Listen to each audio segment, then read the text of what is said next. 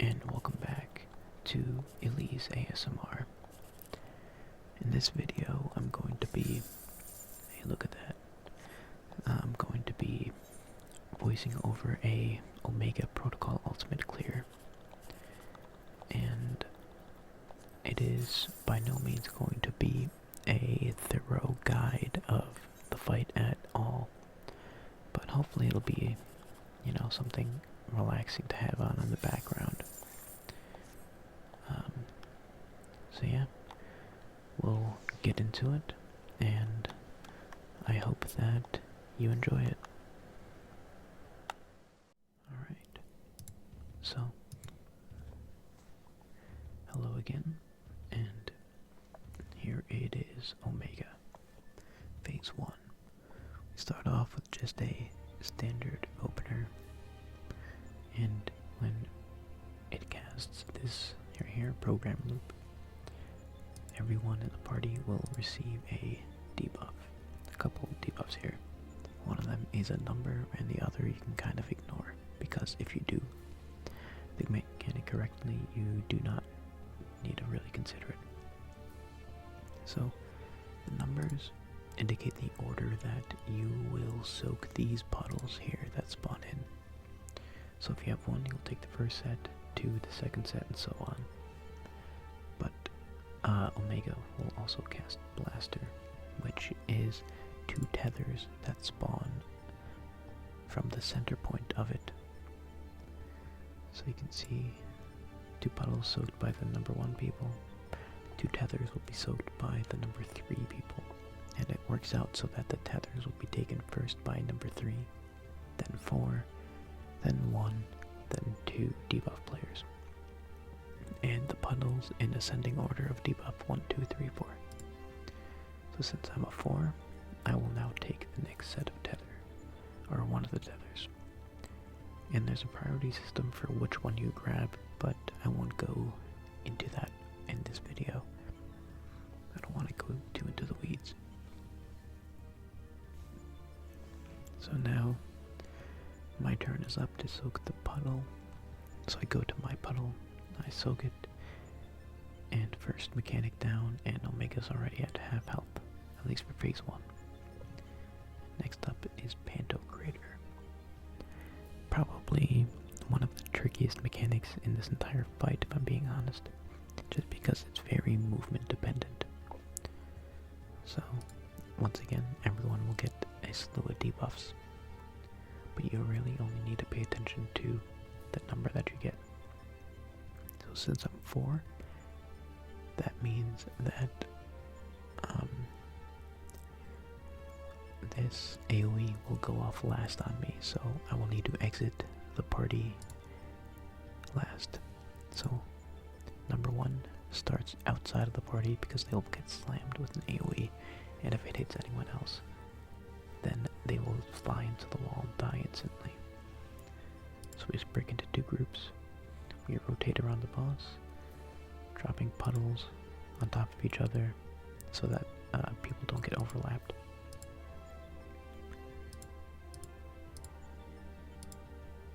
Sorry, sometimes it happens where this video player is not the best. So we split off into 2 groups of 4. Each group will have a 1, 2, 3, and 4. And in this case I had to flex for my partner, but so we move together to drop the puddles. First laser goes off, the number 2 leaves, the number 1 comes back in, second laser, number 3 leaves, number 2 comes back in, third laser, I leave because I'm number 4, the number 3 goes back in the group, and the last laser goes off.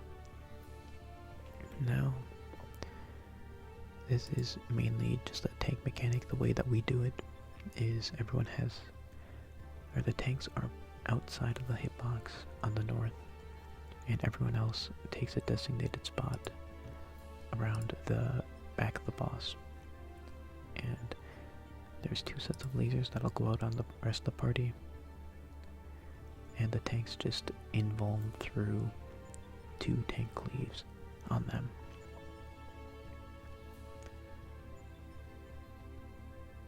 Okay, and we usually hold, or try our best to hold, so that our buffs get lined up.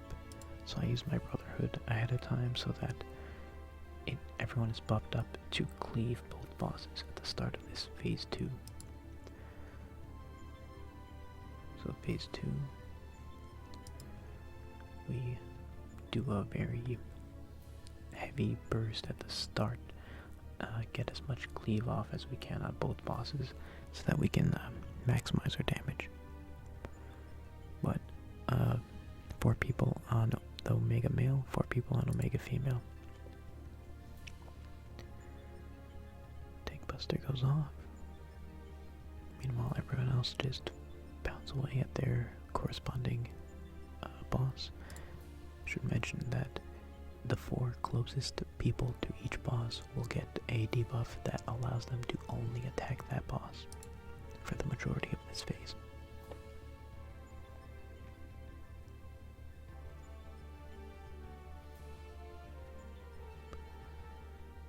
My Dragon Cape spam, and now so we see we lined up here like in a conga line, and it's actually a good pattern because none of us needed to flex. So the leftmost of each PlayStation marker will go to the left side, and the rightmost will go to the right side in this next mechanic. So first, we immediately look at the clones to see where is the safe spot, because these clones will do AoEs. So you look for which 3 are lined up like this. So you can see there's a line going through these 3, and this one is just a bait clone, so you can ignore that one. So since this male has their sword, no shield, that means that they do a point blank circle AoE. And we can look at the female clone here, and since she has the ice skates looking thing on, she's gonna do, it's called like hot wing. It's the AoE pattern, but it's basically an inner safe zone and 2 outer danger zones, so we go underneath. So there's the circle, and there's the hot wing. Next we locate where the eye is, or we already know where the eye is because we saw it earlier, or paying attention. And these spots that were spread around is determined by our initial PlayStation marker.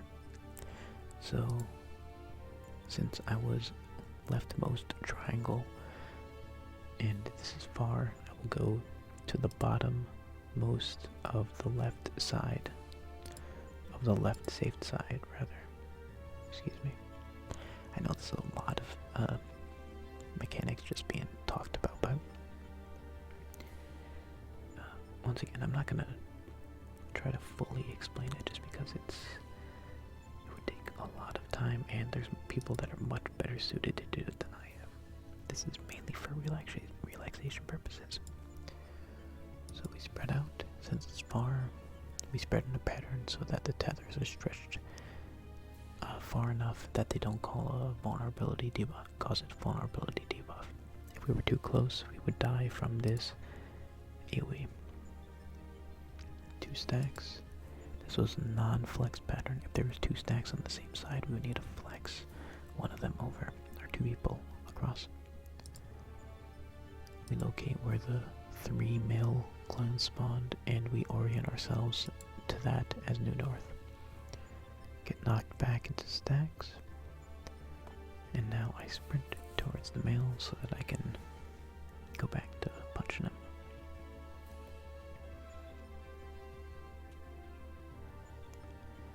Now we drag the boss over to the 3 marker, and we just have everyone stack on it. For this next set of mechanics, Limitless Synergy. So the way you can kind of make this brain dead, which is what we did. So that everyone just stacks there, tanks pull their tethers out so that they don't cleave the party. We go inside the hitbox, and now we just wail away on it, and the tanks do their thing. So the tanks will go towards, there's a clone on the outer edge with a shield, and it will throw the shield at one of the two closest people to it. So we have that both tanks stand closest to it, but far enough from each other so that when the boss throws its shield, or the clone throws its shield, it doesn't cleave the other tank or anyone in the party, because it would instantly kill them. And in case you were curious about that other mechanic there, these meteors, you can just ignore them. They don't do enough damage to where you need to really respect it. You can just shield straight through it. And now we burn down the female.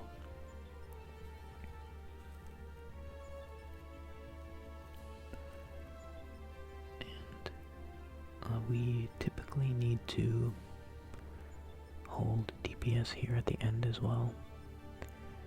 You can see our summoner just emoting at me because it's we're just trying to maximize the amount of time until the boss dies so that our buffs get lined up again for the next phase. And you can see again, conga line. Conga lines are a staple of this fight.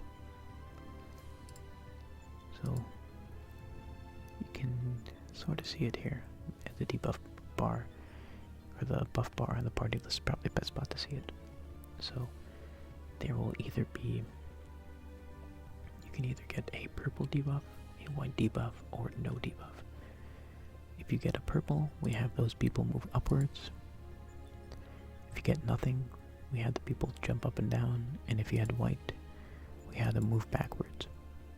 So the way it works is the 4 purple debuff people will move up north for this set of dodges, and the 1 white and 1 no debuff will stack up together on the southwest and southeast. And then dodge these rings, dodge the fist explosion. Oh, I emote here too. And then everything resolves. Come back in for heals and get ready for phase number 3. Final Omega, I think they call it. And immediately casts Hello World, which this is a debuff palooza here. This actually used to be so bad that it would cause some jobs to hit the buff cap, meaning that their buffs would get overridden because you can only have so many. Like if you look in the top left at all the buffs that I have right now, and on top of the debuffs that we're going to be getting, it's used to be very likely that you would overcap and lose some of your buffs, potentially even your food buff. So I start off with a blue tether to my partner here. You can kind of just ignore most of the debuffs. Just look at what you have on you at the time and act accordingly based on that. So since the red debuff here, where my boss is hovering, has this red circle next to it, that means that the red people have defamation, which is a giant AoE. So since I have the blue tether, I will go away from the defamation color, so I will go towards blue here. The way the blue tether works is it snaps when you get too far from your partner. So we stand like this, puddles go off, we pick up the blue debuff, we break the tether simultaneously, and we wait for our next mechanic. So now I have this blue debuff, blue pixely thing above me. So that means I'm going to take a blue tower, which happens to spawn right beneath me. And now the blue tether people will go there so we can soak this shared AoE. They will pick up the debuff from me, go across, and I can already see the next one I have is this red-green tether. So this red-green tether snaps when you get too close together. So we spread apart, go to the red, towers go out, we pick up the red, we go together to break the tether. And now that we have the red colorful thing above our heads. So we go to the red towers. And I'm kind of like going in and out because I'm trying to hit positionals to do extra damage. And if everything was done correctly, everyone should have these set of buffs here so that this next mechanic doesn't kill us. Critical error. If you messed up anything, then you will die from this. It might seem like a lot, but it's actually not too bad if you just focus on one thing at a time. Now, once again, another conga line. So, there will be 3 monitor players, you can see them, and the rest will be non-monitors. So, basically the way these work is a monitor needs to have 2 players only in the direction that it's facing. So you can see right here, see how the monitor is like facing this side? So it'll cleave the entire side that this monitor line is facing. So we line up and position ourselves accordingly so that only 2 players are hit by any single monitor. So this one will cleave up here, it'll hit me and this healer. That one over there, you can kind of see it, will hit the tank and whoever is over there. And the last monitor will hit the south people. So it'll hit this monitor player and whoever's at the bottom. And there's also one coming from the boss, which will hit these 2 monitor players. So it goes off, everyone gets blasted and blinded, and we kill the boss. We also try to hold here a little bit so you can see I'm not doing any damage right now, to maximize the time so that buffs get realigned for phase 4 and phase 5 as well, because if you kill too early then buff timings get out of whack for phase 5. So this phase is just a DPS check and a heal / mitigation check. So we start off with LBing as soon as I'm able to. And we line up 4 players on each side, leaving this section here unblasted, so that we can take our stacks and resolve them, because the first set of AoEs from the boss repeats itself. So it hits us, and it'll repeat that hit. Meanwhile, you have to dodge the rings that are emanating from the boss. This last one is always tricky because you have to wait a second before you move in. And I'll rewind that so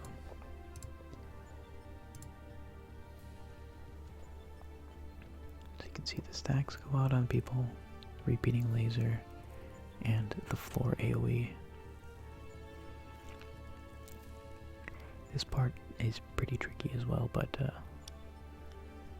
once you get the timing down, it's not so bad. So excuse me, I sometimes forget to move my mouse out of the box at the bottom. So blue screen is just an AoE. If you're not below 20% at this point, blue screen will just kill you.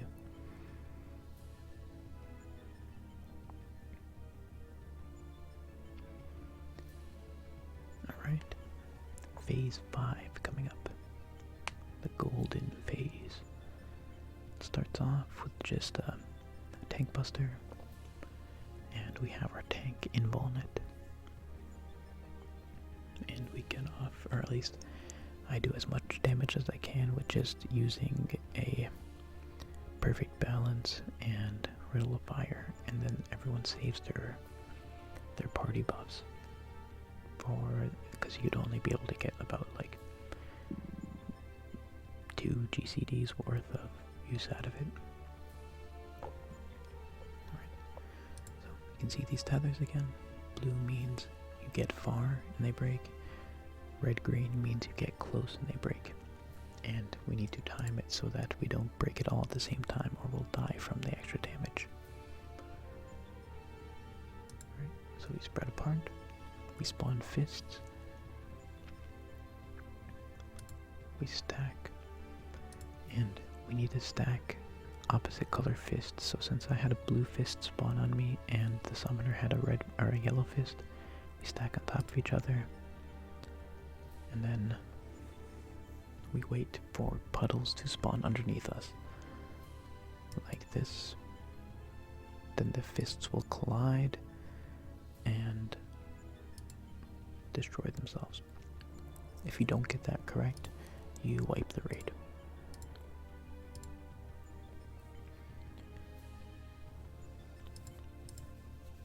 And there's a lot I'm skirting over or not mentioning just for sake of brevity. So since I was the outermost pair of tethers, I will take this rotating fist and bait it this way so that it'll spawn a laser under me and rotate it outside of the arena.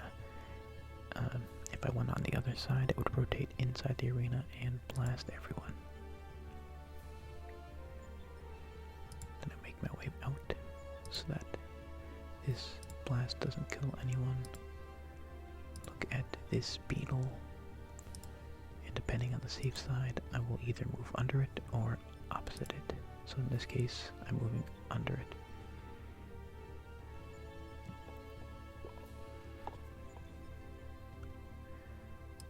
So those 2 explosions there. One of them is distant world and the other is near world or something like that. I think far world maybe. Basically, they generate these 2 giant explosions, and distant world goes to the furthest player and then bounces from that player to the furthest one from them. Near world bounces from to the nearest player and then the nearest to them. Then we can't break our tether right away because some people still have magic phones, so we have to wait a second and then go break the tether. And now here is a juicy burst window.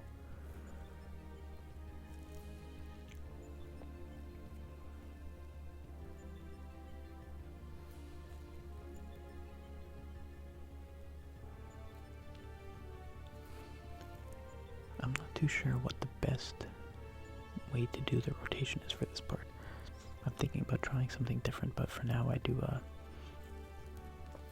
2 solar naughties and a phantom rush.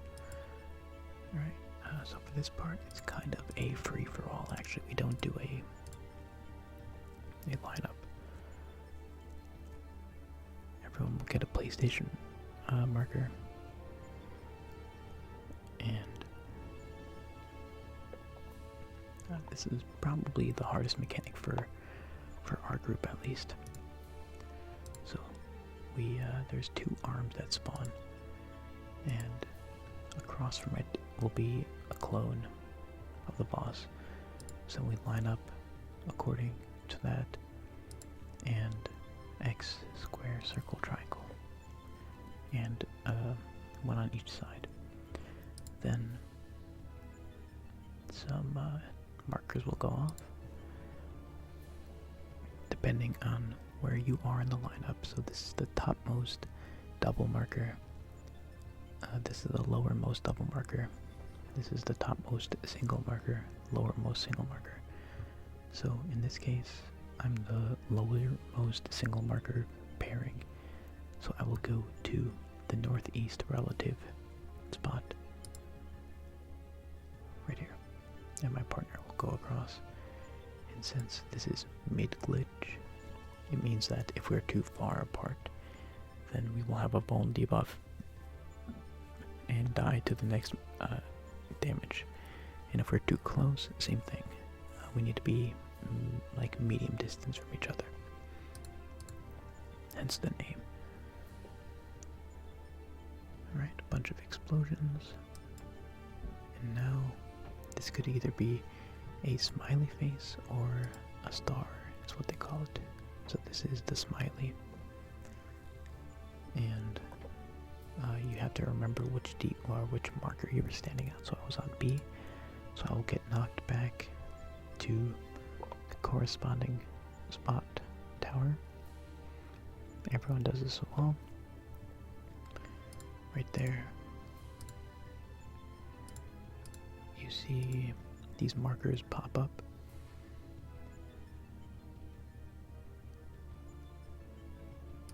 We actually do not use, so I'm not sure how common knowledge it is, but there is a thing called auto marker in this game, and basically it is having a computer mark your team to help resolve mechanics. We did not use that. These markings were done just by the tank to help, I guess, have the party aligned on who is going where. So everyone knows how to resolve this mechanic, but it's so much simpler to have one person just mark people. That way there's not multiple people trying to do the same part of the mechanic. So the way this works is you need to have one of these dynamite stacks, and there's 3 people that have, sorry, let me start over. 6 people have this dynamite stacks, this orangish debuff or buff. 3 of those people need to go towards the female here, up north, and then these 2 people, one far world, one near world, and the other 3 people will go relative south. You can see them over there. So since the female here has her staff, we need to wait for this AoE. Then we go to our spots. So across from me there is a fist that shoots a laser. You can see the other one here at the furthest person. And these other 2 people right here is far world. This is near world, and these people decide their spots based on body language that they do down there. You can see that they don't actually have markers. If we're using auto markers, then they would also be marked, but we're kind of stubborn in not using markers or auto markers. Next up, another tank buster. We have our other tank in Walnut. Oh, actually, sorry. The earlier one. This one was the tank swap.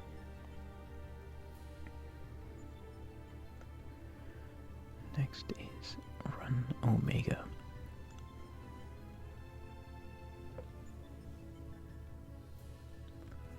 So this is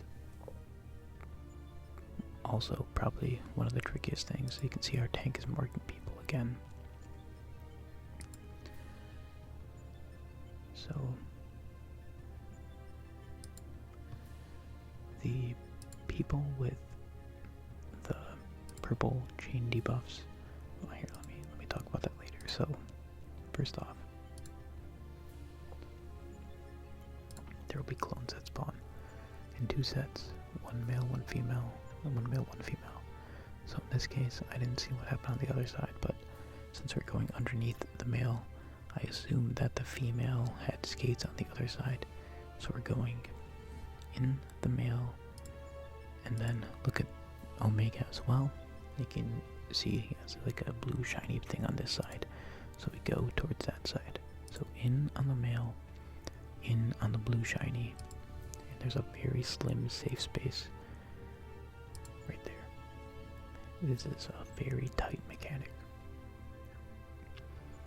And then immediately you resolve the second set. So male is doing a point blank AoE, female has the skates, so we go in on the female and opposite of where the boss had just cleaved. So another slim safe spot. This one was double in pattern, which is actually pretty lucky. And during that mechanic, our tank had marked people. Once again, it's easier to just have one person mark so that people aren't trying to do the same part of the mechanic or resolve it and lead to confusion and people just stepping on each other's toes. So there's 2 chain purple debuff people, and they are going to be baiting or on the side that the boss is doing the monitor, because remember, there needs to be 2 people on monitor getting hit by a monitor, otherwise it'll just blast a random person. Since I am near world, I go here, and everyone else goes to their corresponding spot as well. Resolves itself. Beetle will be considered New North, and it spawns out 2 tethers. These tethers need to be taken by people that have 3 stacks of dynamis. And everyone else just goes to the closest spot to resolve the next mechanic. And this part, we only mark the Hello World players, so the near and far world.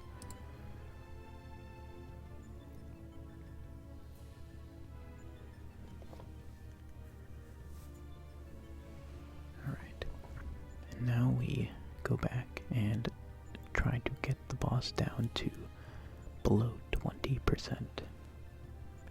If you don't get the boss below 20%, then the next raid wide will wipe you. And I forgot what it's called actually. Blind Faith, that's what it is. Yep, so you can see we have plenty of damage.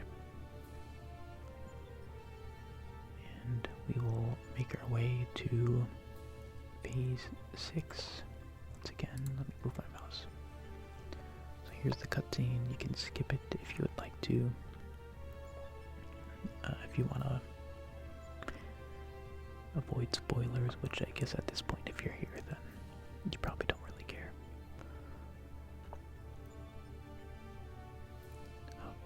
Fun thing to do here actually is, as a monk or other classes that can shift to teammates, you can shift towards your teammate right as the knockback goes off, and you can be inside the cutscene.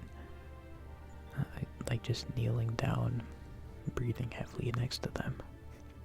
It's pretty funny. The timing is very tight. Alright, so phase 6. Another funny thing is it spawns you inside the death wall, so if you don't move out fast enough, you just die. So everyone moves out of the death wall, and we do a nice spicy opener. And the boss will do 2 auto attacks. One on the main threat and one on the furthest player. So we have the main tank takes one, and the other tank will be outside the boss's ring while everyone else is inside of it. Well, first Cosmo Memory, sorry. I'm getting ahead of myself. So Cosmo Memory that the boss casts is a extremely heavy hitting AoE, and if you don't have tank LB3, you just die. Getting hit by this gives everyone a stack of Brilliant Dynamis, this fancy looking debuff here, and you need that to be able to beat this phase basically. What it does is it allows you to use your LB3 and it immediately refills the bar one time, and also gives you a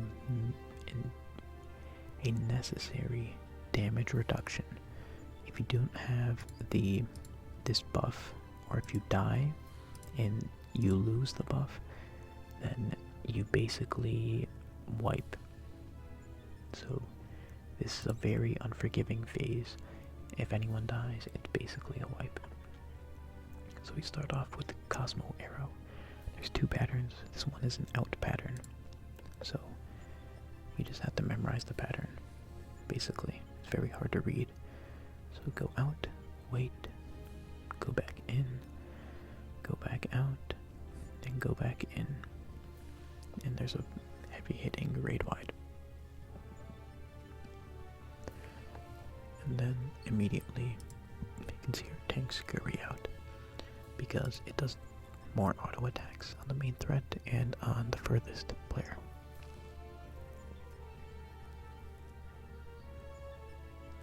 Next, unlimited wave cannon will spawn. It's basically exoflares. So we look for the first spawning exoflare, and then we run towards the nearest marker, and then towards that first spawning exoflare as we drop these puddles. There will be 6 puddles that drop. Then we rotate and spin to, stand on our clock spots. So true north, we go to our clock spots, and there's 2 sets of wave cannons that go out, 1 on each player. And then one last one that blasts a random person, deals more damage to the 2 closest players. So we have the tanks stand closest and everyone else stand back. More tank autos. And next should be Cosmo Arrow 2. In this case it's the in pattern. So we go in, we wait for 2 explosions, then we go out, wait for them to cross, and we go back in. And this is a very tricky one as well, because during this dodge there will be a spread here, as you can see, during the dodge. This is probably the hardest part of the fight. Not the fight, but of this phase. Then immediately after, we make our way south for another group stack. And this is also a scary one, because there's just so much damage in such a short period that there's usually not much mitigation or heals for this part. And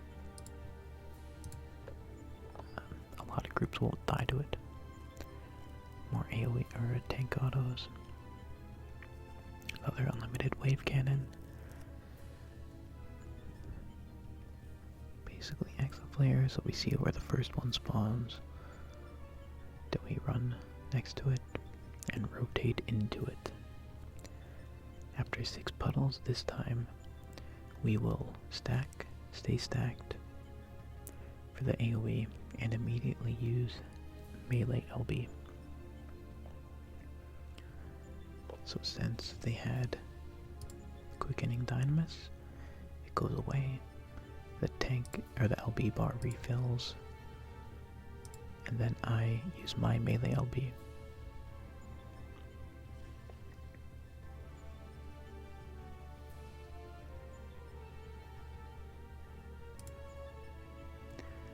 Okay, everyone goes center for Cosmo Meteor, then goes to their clock spot.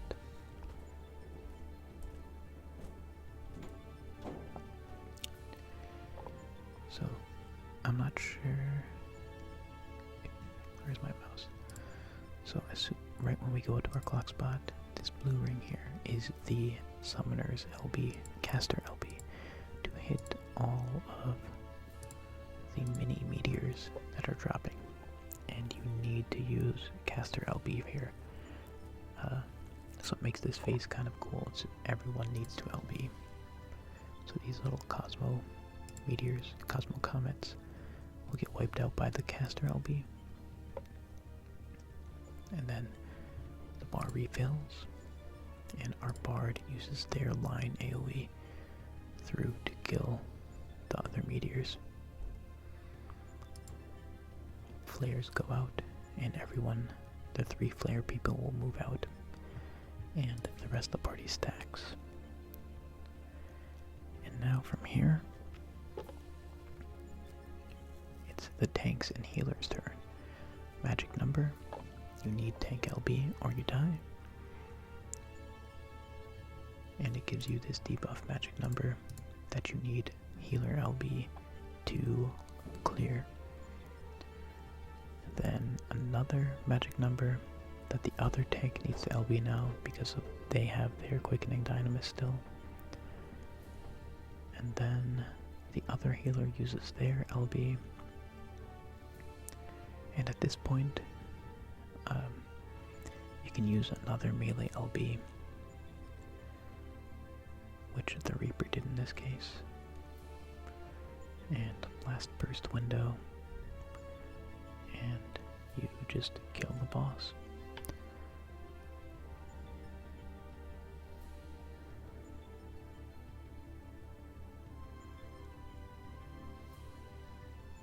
And there it is.